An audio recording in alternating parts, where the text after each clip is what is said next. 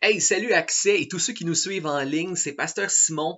Et comme tu le sais déjà, demain, il n'y aura pas de message qui va être tourné pour Accès. On fait une pause cette semaine du défi 5-10 parce que demain, nous fêtons Pâques, l'œuvre de Jésus. Et je t'encourage à regarder le message en ligne de Pasteur Gaétan pour le vendredi de Pâques. Mais je voulais en profiter pour faire un petit vidéo. Comme j'avais fait il y a 2 semaines, j'avais fait une vidéo pour répondre à une question.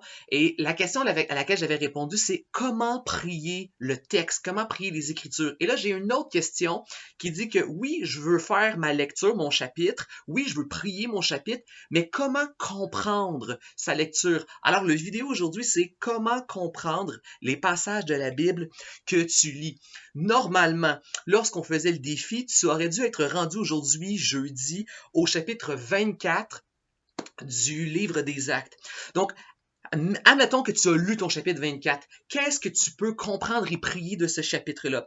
Bien déjà, on va pas le lire au complet pour sauver du temps, mais je t'invite à aller lire les chapitres. Ce qu'on voit au chapitre 23, c'est que des gens vont se mobiliser pour faire du mal à l'apôtre Paul. Ils vont même chercher à vouloir le tuer. Mais Paul va se faire arrêter et cette arrestation-là, en quelque sorte, elle va le protéger. Au chapitre 24, on voit que Paul est arrêté et Paul doit se présenter devant les autorités romaine et défendre sa cause. Et on voit qu'à travers ce moment-là, oui, Paul va être emprisonné, confiné. Il va rester emprisonné et même ça va durer plusieurs années. Mais on voit que pendant ces années-là, au moins, il peut annoncer la bonne nouvelle de Jésus-Christ, annoncer aux Romains qu'il va y avoir un jugement avec des justes et des injustes et celui qui nous justifie devant Dieu pour qu'on soit juste au jour du jugement et de la résurrection, c'est Jésus. Et on voit qu'il va rester là un certain temps. Et mettez-vous dans la peau de Paul qui est confiné, arrêté, lui qui a un ministère où il veut partager la parole, étendre l'Église. Peut-être qu'il pourrait être rempli d'incompréhension, peut-être de frustration, mais il est là, emprisonné, mais il n'arrête pas de partager la bonne nouvelle de la justification en Jésus. Et on voit qu'après quelques années, au chapitre 25, là, ça commence à bouger, à se débloquer, et là, il va continuer à avancer jusqu'à Rome. Bon, qu'est-ce qu'on peut retirer? Déjà, pour comprendre un passage de la Bible, il y a toujours 4 questions super simples que tu peux toujours te poser et ça aide à faire le ménage et à voir rapidement quelque chose à comprendre. Première question, retiens ça. Dieu est toujours le héros. C'est toujours Dieu le héros. Des fois, Dieu, c'est le héros de manière explicite, donc Dieu va agir directement. Des fois, c'est plus implicite, un peu comme c'est celui qui tire les ficelles en arrière des rideaux de la vie, un peu comme la providence. Donc, la première question que tu te dis, c'est que si c'est Dieu qui est le héros, eh bien l'être humain, c'est celui qui est dans le trouble. Donc la première question, où est le besoin de l'être humain dans le texte? La deuxième question, où est la grâce de Dieu? Justement, où Dieu agit, soit de manière explicite ou implicite, mais où Dieu agit dans sa grâce pour venir en aide à l'être humain. Troisième question, où est Jésus? Encore une fois, de manière claire et explicite ou des fois implicite, ça se rapporte à Jésus. Et maintenant, la quatrième question que tu peux te poser, qu'est-ce que ça m'inspire maintenant à moi dans ma vie pour prendre action? Donc, on va poser ces questions-là. Qu'est-ce qu'on voit? Première chose qu'on voit dans le texte, c'est Paul se fait arrêter, Paul est en prison, Paul est confiné, il doit se poser des questions, ça doit être frustrant, peut-être qu'il ne comprend pas, peut-être qu'il se dit, moi Seigneur, je veux juste te servir et partager ta bonne nouvelle, partager ta parole, étendre ton église, et là je suis plusieurs années arrêté, confiné, en prison, un peu comme nous qui sommes emprisonnés dans nos maisons, confinés, nos activités sont arrêtées. Mais la bonne nouvelle, où Dieu est dans sa grâce, on voit que Dieu se sert de ce moment. Oui, peut-être au début, Paul ne comprend pas le but de cet emprisonnement. Quel est le plan de Dieu? Comment donner sens à ce moment d'arrêt? Mais on voit qu'à travers ce moment d'arrêt, il y a des choses qu'on ne se rend pas compte. Mais Dieu, en fait, c'est lui derrière les ficelles qui dirige tout ça. Il protège Paul de ceux qui veulent à sa vie. Et en plus de protéger la vie de Paul à travers cet emprisonnement-là, il se sert de cet emprisonnement-là pour que Paul continue d'annoncer la parole de Dieu et la bonne nouvelle.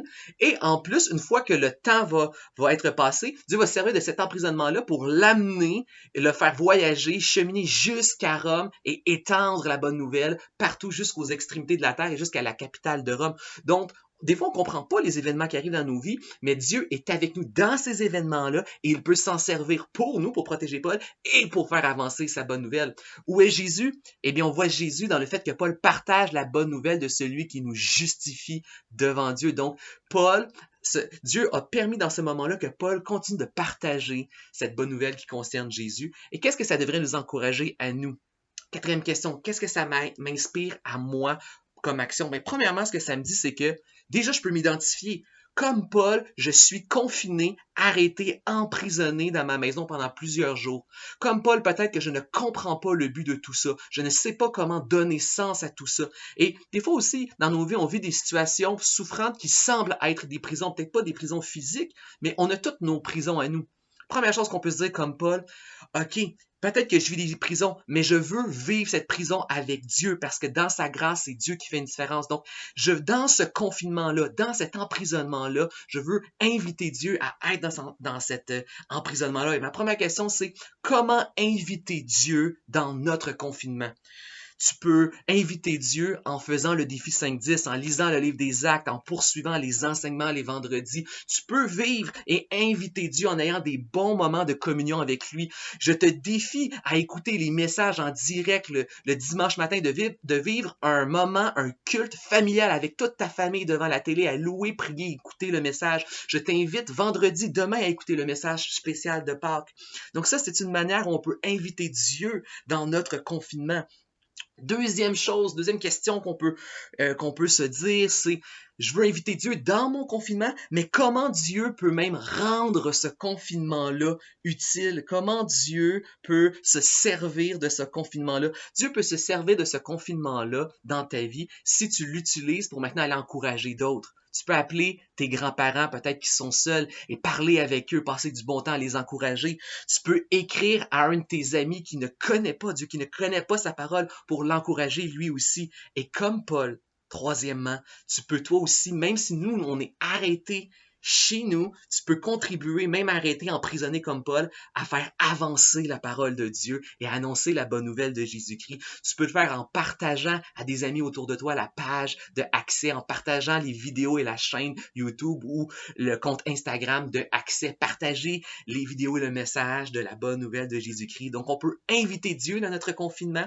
On peut rendre notre confinement utile avec Dieu et on peut, malgré notre confinement, on peut faire partager la bonne nouvelle. Tu sais, nous, on est arrêtés, limités et on reste chez nous. Mais la parole de Dieu n'est pas arrêtée, elle n'est pas limitée, elle continue d'avancer, de se partager et de se propager partout dans le monde parce qu'elle est vivante. C'est la parole du Dieu vivant. Donc, Accès, maintenant que tu es capable de poser ces questions, où est le besoin de l'homme? Où est la grâce de Dieu? Où est Jésus? À quoi? Qu'est-ce que je peux faire maintenant? Qu'est-ce que ça m'inspire comme action? Tu peux comprendre presque n'importe quel texte de la Bible et maintenant prions-le. La règle des 3 R. Premier R, Seigneur Jésus. C'est un moment de réjouissance lorsqu'on regarde à ces textes de ta Bible, Seigneur, parce que ça nous rappelle que peu importe nos emprisonnements, Seigneur, peu importe nos prisons, peu importe notre confinement, Seigneur, tu veux être là avec nous.